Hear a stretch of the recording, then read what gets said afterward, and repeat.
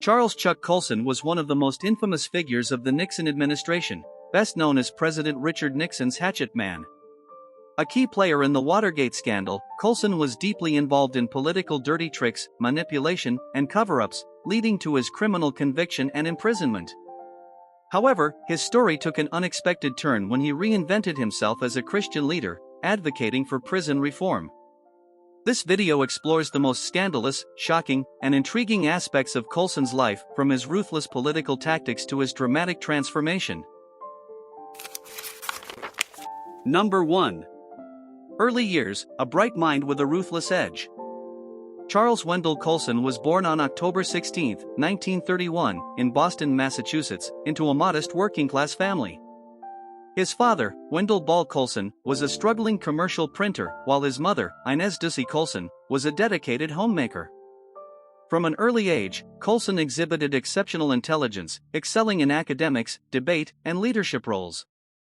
He attended Brown University, where he earned a degree in political science in 1953, distinguishing himself as a brilliant yet fiercely competitive student. After graduating, Colson joined the United States Marine Corps, serving from 1953 to 1955 and rising to the rank of captain. His military service instilled in him discipline but also nurtured his combative and aggressive nature, qualities that would later define his political career. Following his time in the Marines, he attended George Washington University Law School, earning his J.D. in 1959 while working as an assistant to Senator Leverett Saltonstall, Republican, Massachusetts. This experience gave him a foothold in Washington politics, where he quickly gained a reputation as an ambitious and relentless strategist. Colson's personal life reflected his driven personality. His first marriage to Nancy Billings ended in divorce, but he remarried in 1964 to Patricia N. Hughes, with whom he had 3 children. Friends and colleagues often described him as someone who would run over his own grandmother to achieve his goals, a ruthless streak that would later define his infamous tenure in Nixon's White House. Number 2. Nixon's hatchet man, the master of political dirty tricks. In 1969, Colson was appointed special counsel to President Richard Nixon, a role in which he quickly earned a reputation as one of the administration's most ruthless enforcers. Nixon saw in Colson a loyal and unflinching operative, often remarking, "I'd walk over my own grandmother if necessary, but Chuck would be the one to push her." Colson's job was to neutralize political threats by any means necessary. He was instrumental in compiling the infamous enemies list, a secret dossier of White House adversaries, which included prominent journalists, activists, and political opponents. Those on the list, such as Senator Edward Kennedy, CBS anchor Dan Rather, and Washington Post publisher Katharine Graham, were targeted for tax audits, wiretaps, and smear campaigns orchestrated by Colson's office. Perhaps his most notorious suggestion was firebombing the Brookings Institution, a liberal-leaning think tank, to destroy classified government documents Nixon feared might leak. While the plan was never executed, it demonstrated Colson's extreme willingness to carry out Nixon's most controversial directives. His reputation as a ruthless political fixer led to him being described as Nixon's hatchet man, a label he initially embraced but would later spend decades trying to erase. Number 3. Watergate conspirator, from White House to jail. Although Colson was not directly involved in the June 17, 1972, break-in at the Democratic National Committee headquarters in the Watergate complex, he played a major role in the cover-up. His primary concern was damage control, ensuring that Nixon remained insulated from the scandal. Colson helped coordinate hush money payments to the Watergate burglars and pressured witnesses to remain silent. As the Watergate investigation intensified, he became increasingly desperate to protect the administration, going as far as attempting to influence grand jury proceedings. His involvement in these efforts made him a key figure in obstructing justice. In March 1974, Colson was indicted and, facing overwhelming evidence, pleaded guilty to obstruction of justice in relation to the Daniel Ellsberg case, rather than Watergate itself. On June 21, 1974, he was sentenced to 1 to 3 years in prison and served 7 months at the federal prison camp in Maxwell, Alabama, becoming the first Nixon aide to serve time for Watergate. His imprisonment marked the dramatic fall of one of Nixon's most feared operatives. Number 4. The infamous Ellsberg smear and psyops plan. Colson's role in discrediting Daniel Ellsberg, the Pentagon Papers whistleblower, remains one of the darkest chapters of his career. Ellsberg, a former military analyst, leaked a 7,000-page document detailing decades of government deception about the Vietnam War, making him a prime target for Nixon's wrath.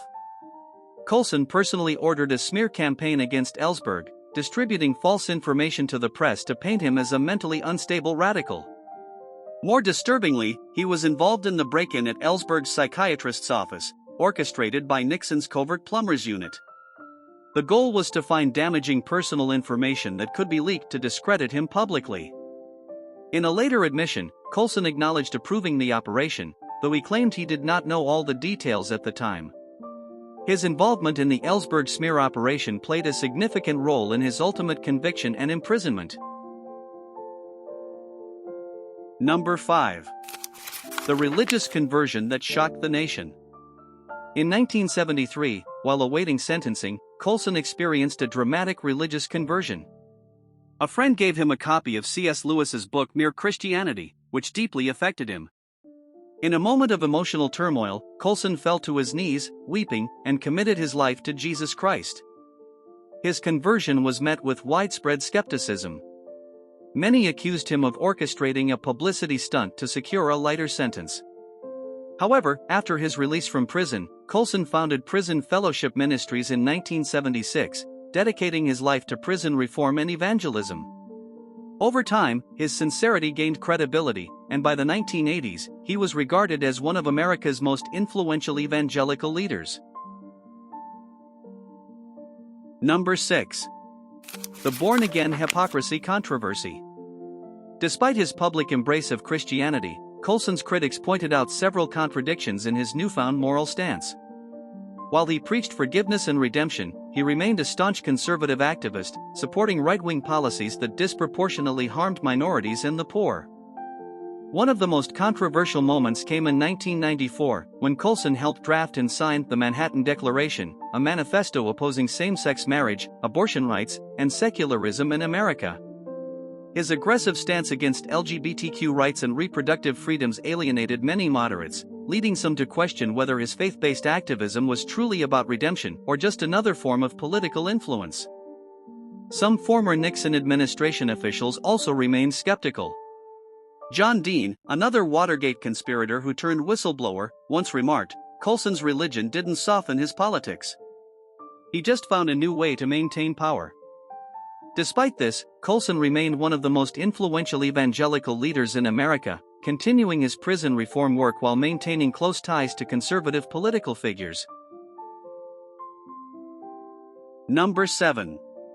The Colson Doctrine, Mixing Faith and Politics. In the 1980s and 1990s, Colson became a powerful voice in conservative evangelical circles. He promoted the Colson Doctrine, which called for Christian morality to guide government policies, alarming secularists and liberal Christians alike. His blending of faith and governance led to accusations that he sought to establish a theocratic influence in American politics. Although he denied these claims, his deep ties to Republican administrations fueled suspicions of ulterior motives. Number 8. Pardon rumors. Did Nixon want to save Colson? Throughout 1974, as Watergate unraveled Nixon's presidency, rumors swirled that Colson might receive a presidential pardon. Some claimed that Nixon saw Colson as a loyal foot soldier and wanted to protect him, while others argued that Colson himself refused the pardon to avoid appearing like a coward. Ultimately, Nixon resigned on August 9, 1974, before he could issue any last-minute pardons.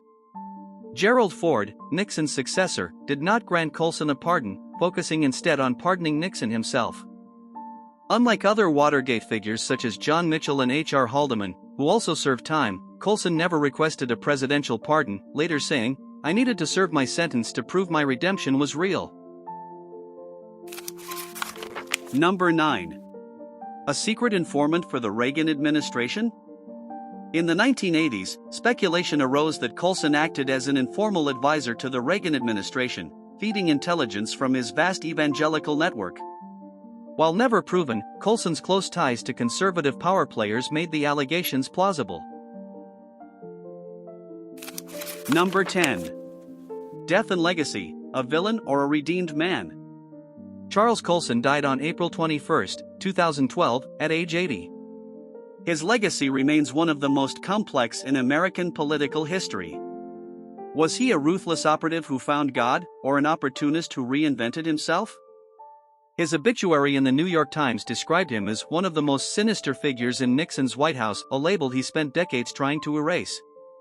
Whether viewed as a redeemed sinner or an unrepentant political manipulator, Colson's transformation from Watergate villain to evangelical leader remains one of the most extraordinary redemption stories in American history.